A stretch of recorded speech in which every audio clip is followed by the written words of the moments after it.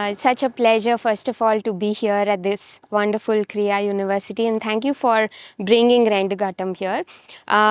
Just to quickly tell you about my personal story with the Ghatam, I have been trained in Carnatic vocal since I was 7. I trained for over 20 years, and then in 2009, there was a point in my life when it was just providence. I don't know how else to explain this, but I started hearing sounds of the Ghatam in my head, and I would wake up in the middle of the night feeling like I'm playing it. My body was moving in a certain way, and I gave it a lot of time. I thought I was hallucinating, but my friends and also my vocal teacher, I must say, encouraged me a lot, and they said, "Hey, I think there's something here. You must check it out." And I still didn't feel confident enough to take this up. But then, since it kept happening, and I was kind of sure, okay, this is more than hallucination. So that's when I started looking for my guru. And actually, in the performance tomorrow, I'll tell you something beautiful that happened with the finding of my guru. So, and just to let you all know that I found a woman guru, not because I wanted, not because there was nothing specific about gender or anything, but because I just found that I just felt that if I had to train under somebody, it had to be her, just because of her lovely relationship with the Ghatam. And I said, somebody who'll understand where I am coming from, it can only be her. So that's how I found my guru. And yeah, I'm a teenager now on the Ghatam. I'm 13-year-old. It's been magical. Again, without revealing too much that will go into the performance, but Rendu Ghatam is really a performance that came out of a very deep and profound self-inquiry. I wanted to really understand, who am I and where do I locate myself in this long lineage of Ghatam players in Carnatic music. And when I saw that, there were a lot of men that we know of, and of course my teacher happens to be the first woman Ghatam player, but besides her, there's so few other women percussionists. Forget the Ghatam, but even women percussionists are so few.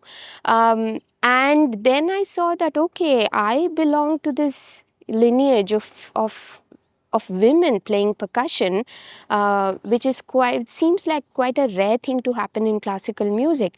And then I found two anchor points, and like to call both these people as my teachers and my gurus. One is, of course, my guru who has been teaching me the Ghatam, Sukanya Ram Gopal ma'am, and Meenakshi Amma, who is the maker of the Ghatam. I lived with her for a little bit, and we've had really lovely conversations, lovely bonding that sort of blossomed between the Meenakshi Amma and myself. And I hold these two extremely powerful, and super confident women as the anchors of my life as I move on in my Ghatam journey. And Rendu Ghatam is about this relationship that the student has had with the teacher and the maker. So our stories sort of intersect. And that's what Rendu Ghatam is all about. Rendu Ghatam, again, as you've all maybe read in the description that I provided, it's about the two, but not in the sense of the double, but it's this interstitial spaces that the Ghatam moves in. You don't know whether it's this or that, and it's occupying all these spaces. The fluidity of the instrument itself is what I'd like to bring out in Rendu Ghatam. I think every form has its own dynamics with gender, and particularly a lot of classical art forms, I would say, within India have been very gendered spaces. I'm somebody who likes micro narratives. I am not somebody who likes these grand narratives of kings and that, and I like these little stories. And I also, when I went back and tried to look up histories of women, this is not just to do with percussion, but even in a lot of other forms, we find that women's histories are so little documented.